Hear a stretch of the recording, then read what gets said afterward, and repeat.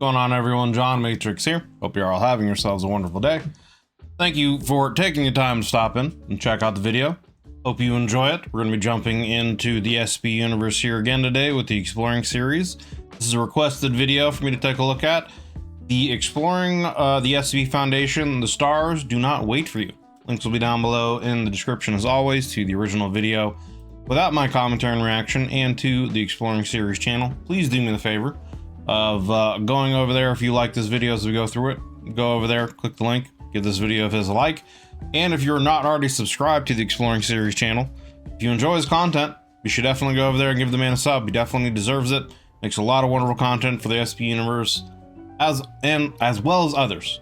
So go over there and show the man some love. If you'd like to join us when we do these reactions live, there is a join button underneath the video, as well as a link in the description to the YouTube membership benefits and tiers that I offer. We'd love to have you guys come and join the conversations when we do these reactions live. As you know, well, you can do that. You can get early access to videos, etc., etc. Take a look at the memberships, benefits, and tiers. See if you have any interest, if you've been around the channel for a while, and decide you want to take your support for the channel to the next level. Did not want to start the video yet, but that's what we're getting ready to do. We're going to jump into it. Again, this is Exploring the SCP Foundation. Stars do not wait for you. Let's do that. The stars do not wait for you. We're often told throughout life by parents, teachers, and motivational speakers that life is what we make it, and if we have the will to make something happen, we can do it. Well, that's where there's a will, there's a way. Most of the time, it doesn't always feel like it, and many go through periods in their life where they feel helpless to change their situation. I wonder if this is going to be something to do with the fifth whatever church. There's a lot of stuff with them with like the stars and kind of like manifesting things into reality through like ritual and prayer with stuff that they do. So I wonder if this is going to involve them. The tale I'll be looking at today is focused on this concept of helplessness, as a scenario plays out without hope or possibility of being changed. Although not essential to appreciating the story, knowing a little bit about its central SCP does enhance it a bit. The tale is written from the perspective of SCP-1915, a man in his 30s with no relatives or close friends who was recovered by the Foundation at a defunct corporate building, where he believed he was still employed. 1915's anomalous trait is that he subconsciously alters reality around him to maintain his own personal status quo, negating... Oh, that's interesting. So how he perceives reality is essentially the reality he creates around him. Any significant changes to his body, personality, memory, or lifestyle. 1915 mostly changes non-living matter around him, as well as people that he interacts with temporarily, altering environments, objects, clothing, etc. to suit his status quo. 1915 doesn't seem to have any control over this effect, and also is unaware of it, expressing discontent at the nature of his mediocre life during interviews. During initial recovery from the... I mean, yeah. How crazy would that be if, like, you have the power to literally alter reality around you and create whatever reality you want, but you're unaware of it, so you're like stuck in mediocrity and like boredom because that's all you think life is, or that you can have, you know? Corporate building back during interviews. During initial recovery from the corporate building back to a Foundation site, 1915 altered the armored vehicle into a city bus, the same that he would normally use to commute to work. So he thinks he's going to work. He was convinced that the MTF members were other passengers, and the agent driving the vehicle was briefly convinced that he was a city bus driver. Upon arriving at his cell, 1915 altered it into an exact replica of his apartment, complete with functioning electronic devices and running water in the bathroom. These ceased to function after removing 1915 from the cell. In the morning, 1915 walked out of his locked cell and entered a nearby maintenance closet, altering it into his cubicle at the corporation, with working telephone and internet connections. Huh. So, like, I wonder what it is that's keeping him thinking that,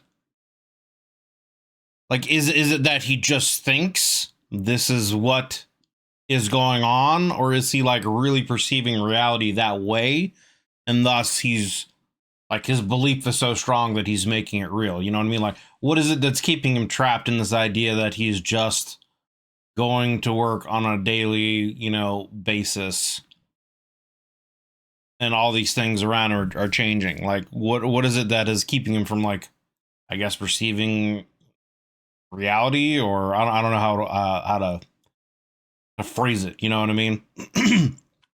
Because, like, he's in an armored vehicle surrounded by MTF agents, but his mind thinks he's on a bus on transit to go to work.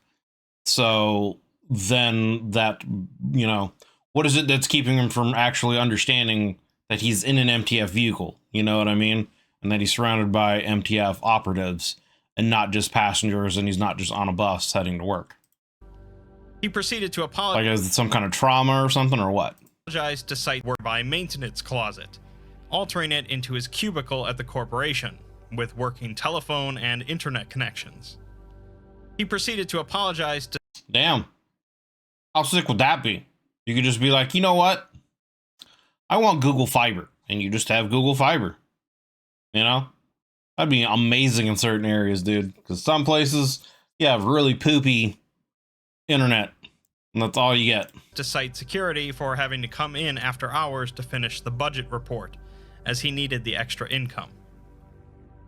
During an interview, 1915 was convinced that the Foundation doctor was a co-worker, who also became convinced of the same fact, telling 1915 that he was a junior accountant on Bernstein's team. 1915 tells the doctor to tell Lisa to give him a call sometime, but then he immediately tells him to forget it, because she's just going to reject him, and this way he can still dream. 1915 is inherently a tragic character, an individual with no hope of changing his routine life, and no clue that he's the one responsible for keeping it that way. Right. Again, like, I guess my biggest question is like, what is it that's keeping him, like, trapped in that cycle? What is it that's keeping him from being able to actually perceive reality as it is? I guess it's just part of his anomaly, maybe. Odd. I haven't done 1915 yet, so after this is maybe a follow-up to do with his tale. And tragic, but not incredibly dangerous, as the Foundation simply lets him continue thinking that he's going to work every day. I mean, yeah, he's kind of contained himself, right? That brings us to The Stars Do Not Wait for You, a tale in which 1915 realizes what he actually is, with horrifying consequences. He has an awakening, huh? There are a number of references inside this tale, from Cain and Abel to SCP-343 to Dr. Wondertainment and the Deer God. Oh, shit. But whether you understand them all or not doesn't really take away from the tale. Without further ado, let's get into it. It sounds like we're going to get into something serious here with Cain and Abel and Dr. Wondertainment and, the deer and whatnot. Okay. Sounds like it's going to go places. It's quiet out here. The desert sprawls from horizon to horizon, where purest white meets twilight red. There are no edges here, no angles, just curves and the gentle rise and fall of dunes as far as the eye can see, and everywhere beyond that.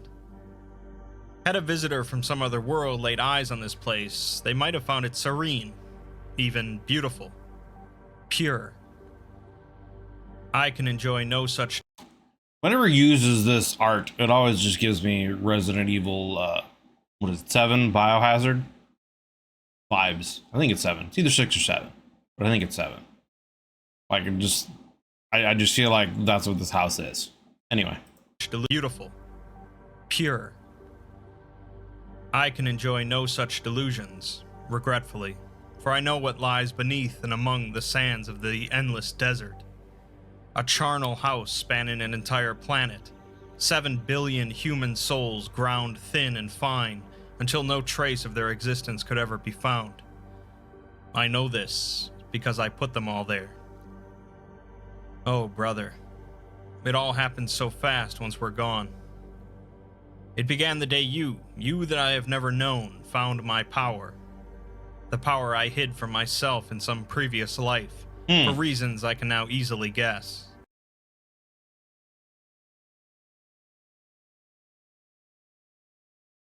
Is this like Seth or another brother of like Cain and Abel? Because he says brother, and it's like he's having an awakening of his realization that he's not just a normal human and he has powers greater than himself.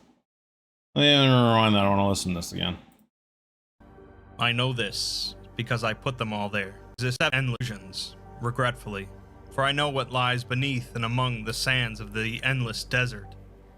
A charnel house spanning an entire planet. 7 billion human souls ground thin and fine until no trace of their existence could ever be found. I know this because I put them all there. Oh, brother. It all happened so fast once we're gone. It began the day you that I have never known, found my power. The power I hid from myself in some previous life. For reasons I can... The power I hid from myself in a previous life. Huh. I don't know. It makes me wonder if that's Seth or some other brother of like Cain and Abel or son of Adam LSM, or, you know, that's what he turns out to be. It began the day you that I have never known, found my power. The power I hid from myself in some previous life. It's almost like he was once a person who realized his power and had it. Something happened to him, and he like created another personality and locked himself away in his own brain, and this other personality just lived out this kind of mundane life, and now the original personality has reemerged and has realized, you know, who he is and what his abilities are. Something along those lines is what I'm getting from this. I guess let's see. For reasons I can now easily guess. I was looking out of the window of my apartment so I could see the stars, and instead I saw you, blazing as you tore yourself asunder to keep the power away from yourself. You didn't trust what you would do with it, and so you chose to throw it away. Interesting. You knew yourself all too well, as I suspect I did too, at one...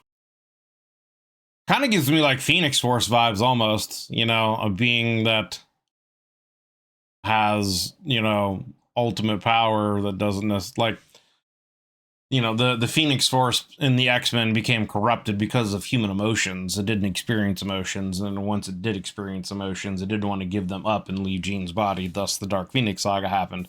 So it's kind of giving me kind of vibes like that. This, you know, being entity, whatever, had this great power, knew it was going to abuse it, so tore the power from himself and hid it away so that he couldn't abuse it and do terrible things, knowing that he would. And now has come to find these powers again. And yeah. At one point, you didn't trust what you would do with it, and so you chose to throw it away. You knew yourself all too well, as I suspect I did too, at one point. By all accounts, I should not have been able to see you, for my apartment was truly a tiny containment cell about half a mile underground. But such considerations never meant much to one living entirely in his own world. When I saw the moment of your demise, I became aware of myself for the first time in... I have no idea in how long. Whichever part of me that led me to throw away my power did the same to my will, trapping it in an internal status quo from which there could be no release. An eternity of filing spreadsheets for employers who existed solely in my head, of 9 o'clock meetings with no one, of fake masturbatory crushes over imaginary women.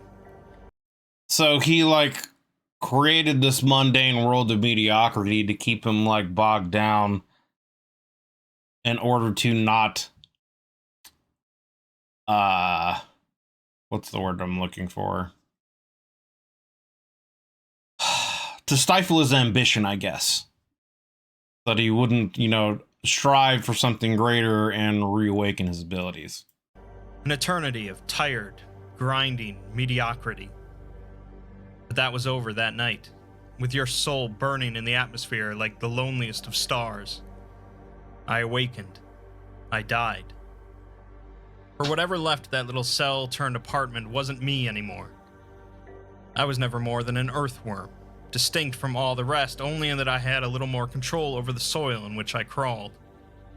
They never thought me more than a minor reality bender, a bundle of introverted powers and neurosis that was very unlikely to ever pose any serious threat. And they were right. The person I was, SCP 1915 as they called me, never was anything other than that. But 1915 died that day, watching a fallen star.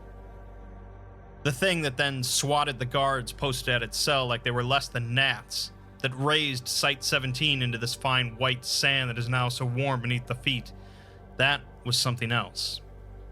Not an entity, for that would imply a personality, and this thing surely has none. Not a purpose, for there was no purpose behind its actions then, nor will there be for any of its actions to come. Nor was it a will, for it wants nothing. Not vengeance, not dominion, not freedom, not even simple power.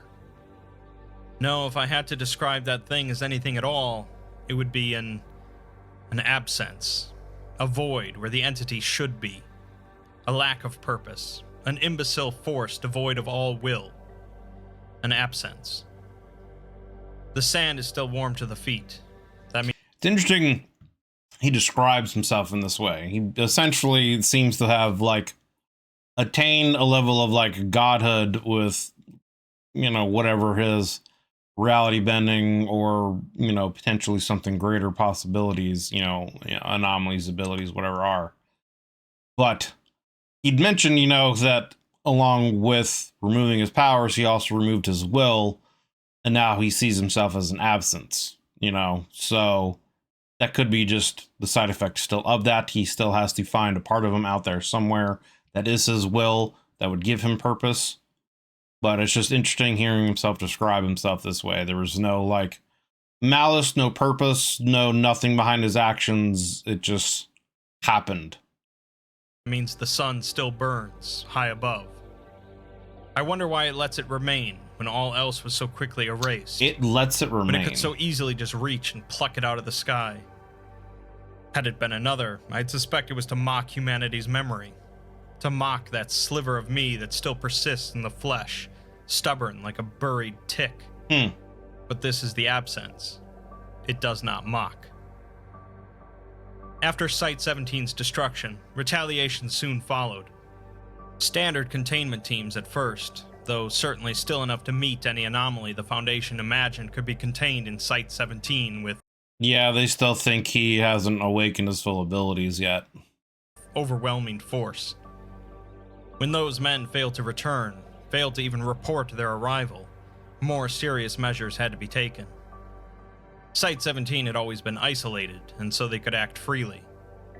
Gunships and fire teams, aerial bombardment and artillery barrages, the Foundation came down on what it still believed to be SCP-1915 like a fire god's fist, all heat and sound and bluster. Had it still been truly corporeal, I doubt even ashes would have remained. But whatever the absence truly was by that point, the tattered semblance of my flesh hanging around it had very little to do with it. It simply stood there and took it all in, and the Foundation's initial fury was soon spent. It then began to walk, and not too quickly either. For days, it simply leisurely strode on while the Foundation threw everything it had at it. It's interesting how he's talking about it. He's almost like telling this tale as like a past tense, like this is something that had already happened, or he's, you know, like he's recalling something, having a recollection of these events. Like in the future, he becomes whole and is just reciting the events of his escape from the site or whatever. But it's interesting. Yeah, I don't know. That just strikes me as interesting. I watched from within my deadbolt as it walked, unfeeling, uncaring, and this desert followed in its wake. Also, almost as like it's not really him, too. It's almost as like he's like outside of his body viewing this quote-unquote absence, just doing these things.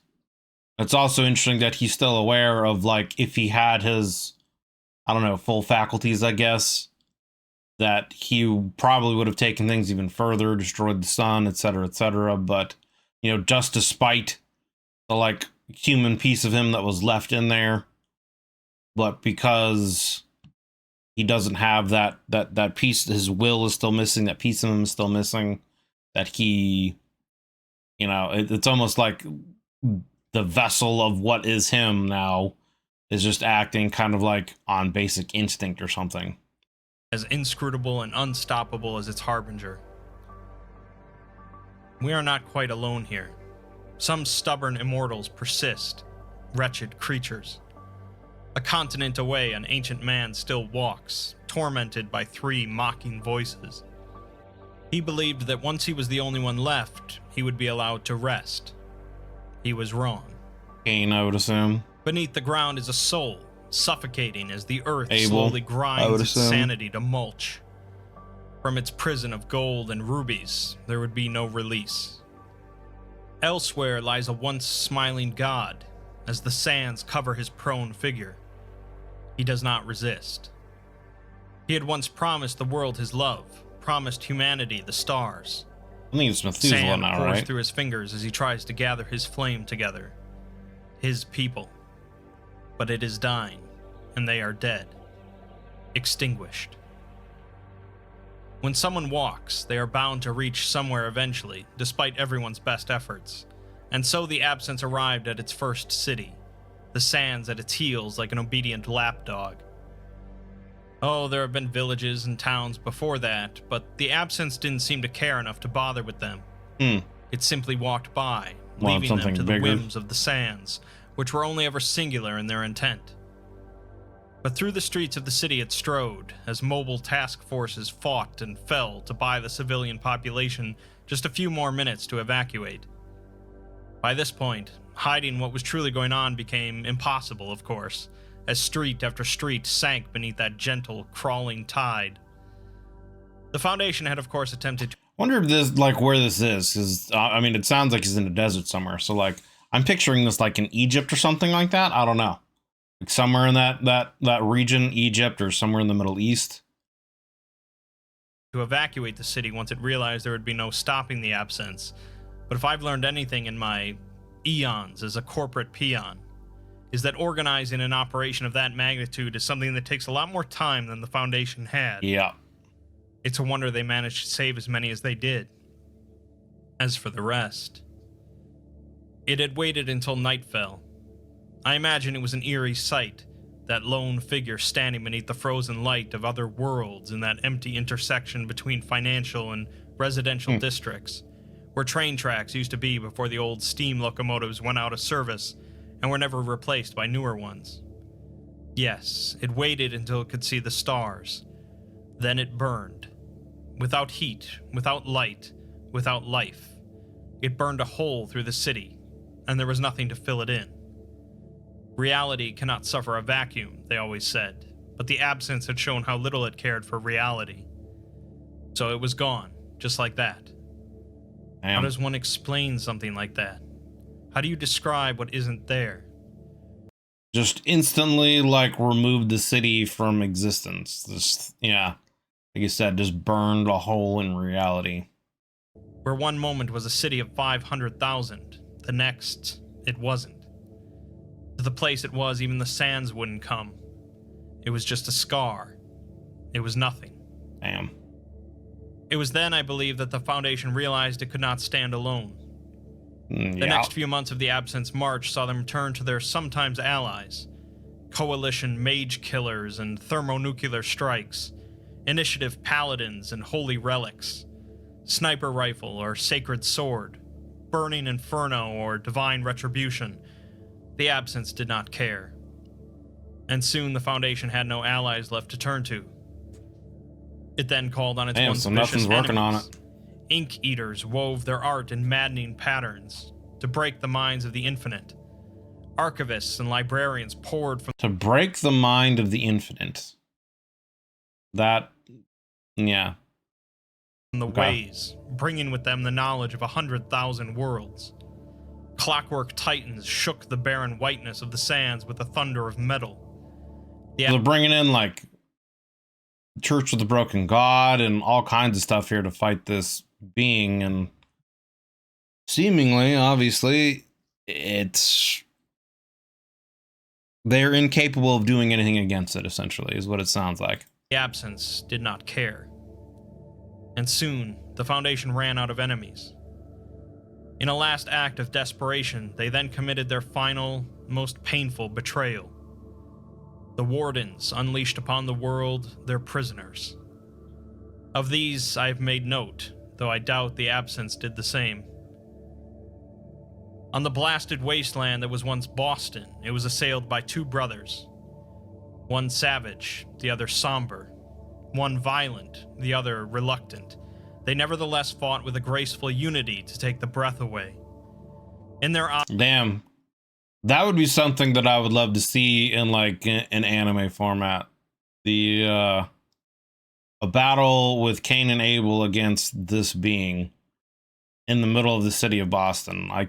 That would be pretty epic. I saw that they did not know each other for a very long while, and that they fought so that they could have the time to rectify this. I saw regret and hope, rage and desperation, but most of all I saw a simple need to be. I would like to believe that you and I would have been like them had we met, brother. They fought with the fury of 1,000 years of solitude. It did not suffice. Damn. In a wounded valley that had once been part of the Black Sea, we came across a self-proclaimed god. There was nothing but confidence in his eyes as he threw reality itself into disarray. I would assume this is Bent and Methuselah. twisted its most fundamental laws to bring upon the absence untold destruction. The earth froze and boiled and heaved. The air screamed with blighted glee, and the god he strode draped in a cloak of lightning, as time itself clawed at the absence with talons of utter unbeing. Until the god came to meet the absence lack of a gaze. Until his eyes rested on a nothing that lasted forever. Damn. Until he did not suffice. Eyes settled on an absence that lasted forever. These are some crazy, like, descriptive lines here, man. Like, just the idea of that. It honestly, that reminds me, honestly, of the Hanged King. You know, the idea of a hole or void in the form of a god. That's what this is kind of almost, you know, reminding me of in certain ways. Came to meet the absence lack of a gaze. Until his eyes rested on a nothing that lasted forever. Until he did not suffice. So I wonder, like, you know, this is just me going from the Cactus verse and stuff like that. And being that it's bringing in SCPs, you know, Methuselah and Cain and Abel and things like that. You know, is this supposed to be, you know, there's the two true gods of the SCP universe are everything that is and everything that isn't. So, like, is he supposed to be an entity of everything that isn't? And that's why he's essentially so powerful and nothing is having an effect on him, because of, like, he's essentially something that doesn't belong in this, like, universe, you know? He's something that isn't supposed to be. He's like an anathema to creation, and so nothing has any kind of real effect on him. Or it, whatever, the absence, you know? That's also another interesting kind of idea of the fact that he's calling himself an absence. Because, like, if you're supposed to be from everything that isn't, but you're in the world of everything that is, what better way to describe yourself than an absence? Before the walls of Acre, as the ancient city was drowned by the desert, two figures approached us. One was four-legged and horned, Its crown was ice, its eyes galaxies, its whole was power absolute. The second was a man, simple, humble, but possessing a love of being that extended to the edges of the universe, compassion to pierce the deepest of hells that had nothing to do with weakness. So it's the deer and something else. Of the two, I could not tell you which was more glorious, which was more terrifying. They met the absence with will alone, and when I felt it fall on us, I thought I would weep. Surely nothing could withstand such a presence. Surely nothing would want to. But the absence was less than nothing, infinitely less. I have told you what became of kind Pangloss. Of the other, even less remained. For months they came, for years, for decades, alone or in groups, with ferocity or with a blank stare. The Foundation's prisoners threw themselves at the absence. I could not hope to imagine the reasons behind the actions of every individual anomaly, but if I could guess, I would say that the idea of sharing existence with a thing like the absence galled them to the point of madness. I do not blame them. But by the end, the prisons ran empty, as the world dried up, as life was drained from it inch by inch, grain by grain, until only one city remained. I do not know by which power I was allowed to send my senses ahead of us, as the absence marched towards that tottering bastion which held in its quivering embrace the very last of humanity. As the sands around us buried the last of the trees that will ever grow in this land, I felt each tiny mote of life in that sad place like the flame of a cheap candle, moments before the typhoon. In these moments, as twilight danced in lurid reds and oranges on ivory, I sensed them all. For you, brother, I witnessed. In a low, narrow... And he keeps saying brother, too. Like, I wonder, like, is it supposed to be like a reference to the mundane personality that he was, calling himself a brother? Is it supposed to be reference to something else? Like, part of me wonders if this is like, again, the nothing version of Adam LSM. Like, if there is in all of creation and everything that is there an opposite in everything that isn't? So if there is an Adam LSM, is there an opposite of him? You know, an equal and opposite in that? And so is like that this absence, and is he calling, you know, I don't know. If that were the case, that would indicate that they would know each other in some way. Maybe they do. I don't know. This is just, you know, me speculating and where my, you know, my thought process is going, but I wonder, I still don't understand what the brother reference is, if he's just referring to the other personality that was him at one point in time. He sees him as a brother, or, you know, I don't know. Narrow room, a woman sat on beds and oranges on ivory. I sensed them all. For you, brother, I witnessed. In a low, narrow room, a woman... And it's like, again, if this absence doesn't really necessarily have a will or desire, it's just a void of nothing that is somehow existing.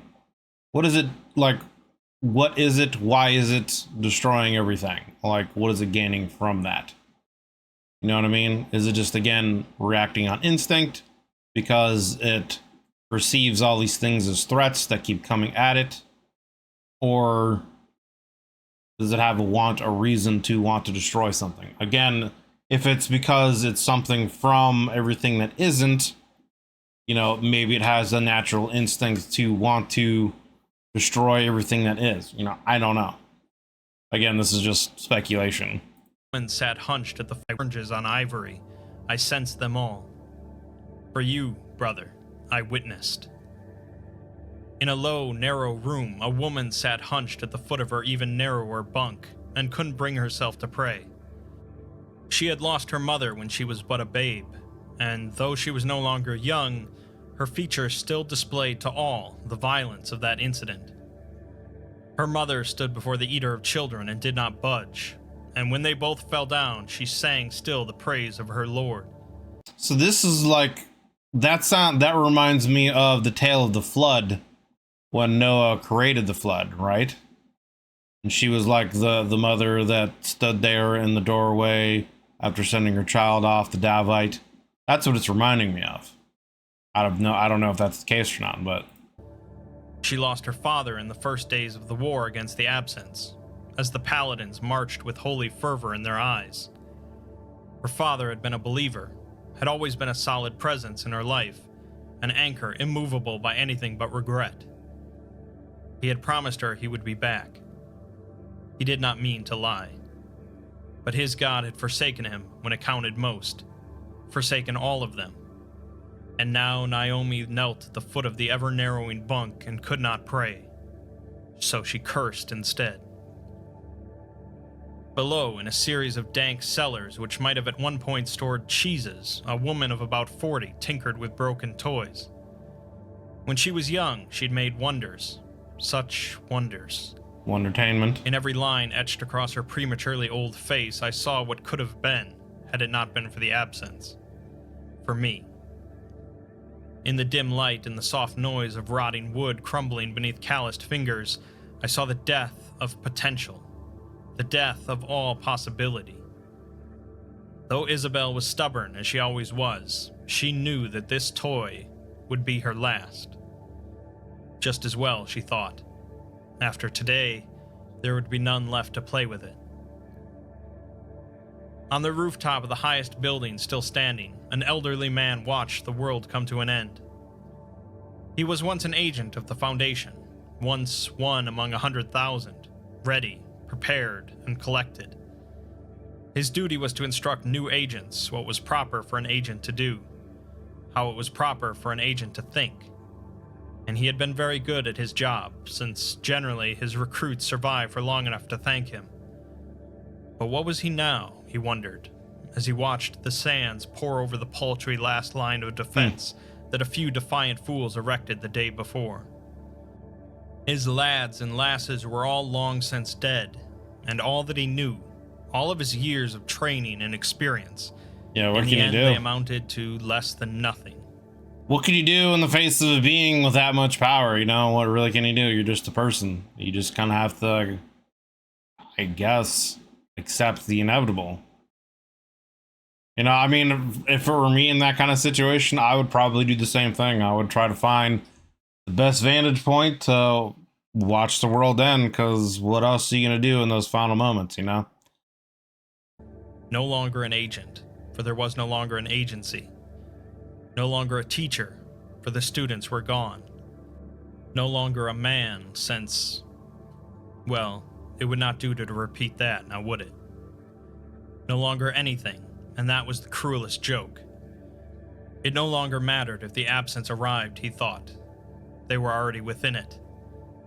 A noise behind him, and the old man turned to see a small, mousy man in a wrinkled gray suit and a deflated hat that at one point was likely a fedora.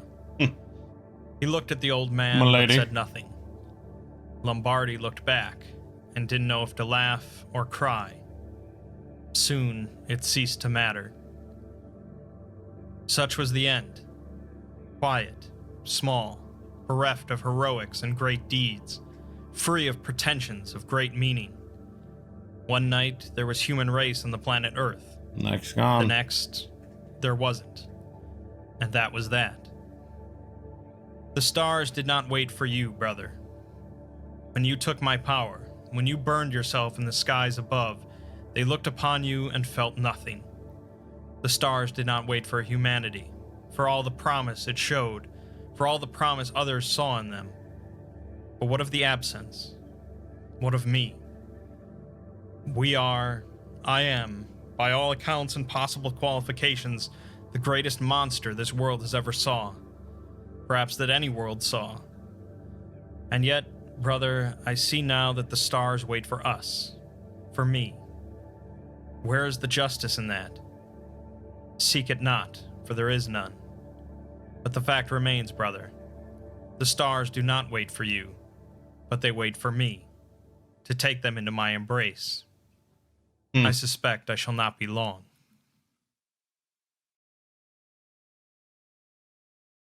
Is there a quote? No. Okay.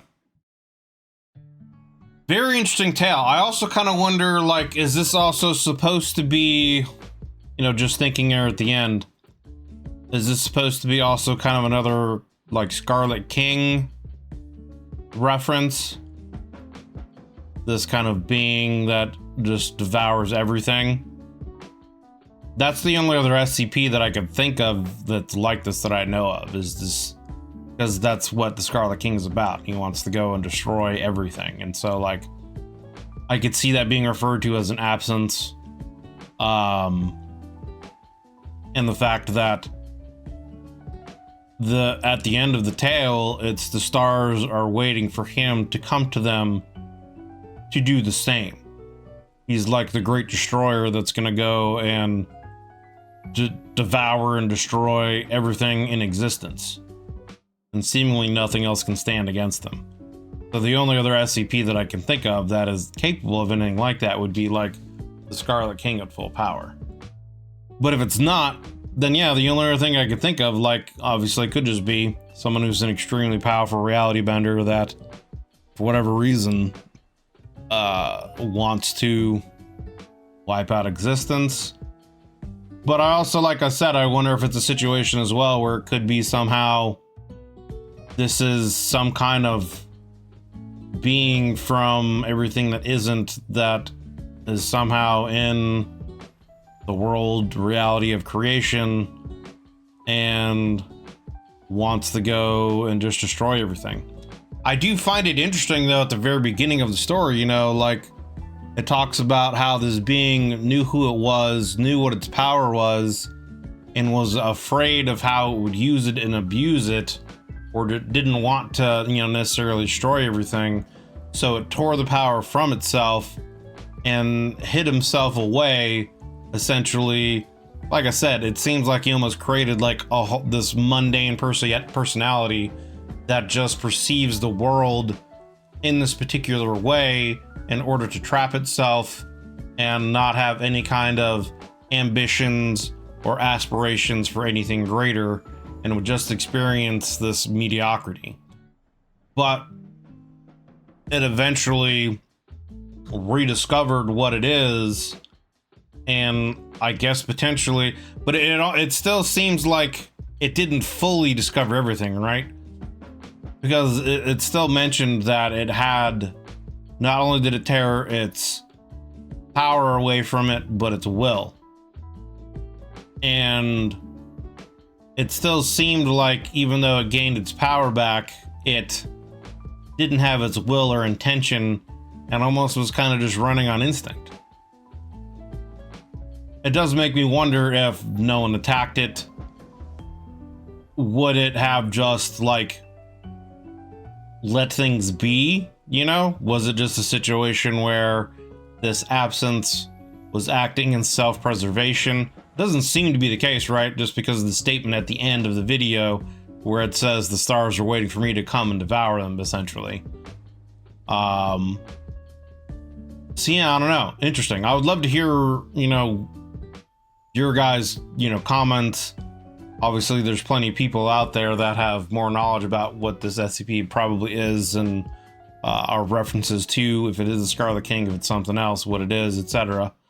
And I guess I should at some point follow up with 1915, just I guess maybe get more background information on this SCP before it, you know, awakens. But a very interesting tale, essentially, of the end of the world, an entity coming to realize its power and seemingly being the most powerful thing in creation and wiping out existence, and then going into the stars and doing the same.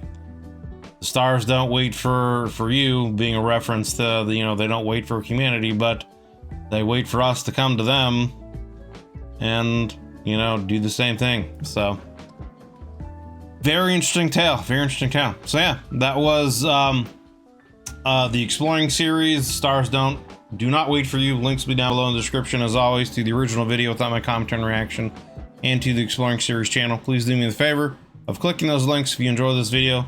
Please give it a like. And if you are not already subbed to the Exploring Series channel, please do me a favor. If you enjoy this content, go over there and give the man some love, give him some support, hit that sub button on his channel. He definitely deserves it. If you'd like to join us when we do these reactions live, we would love to have you guys come in here and join the conversations, add your 2 cents. There's a join button underneath the video, as well as a link to the YouTube membership tiers and benefits that I offer. If you've been around the channel for a while, decide you want to take your support to the next level, take a look at those, see if any of them have any interest for you. You can get early access to videos, priority and any kind of reaction requests you might have, etc., etc. Just take a look at that, see if any of that have any interest. But regardless, thank you guys for taking the time to watch the video. Hope you enjoyed it. If you did, consider leaving a like and a sub, as it helps me and it helps the channel grow. And yeah, thanks for watching, guys. We'll see you on the next.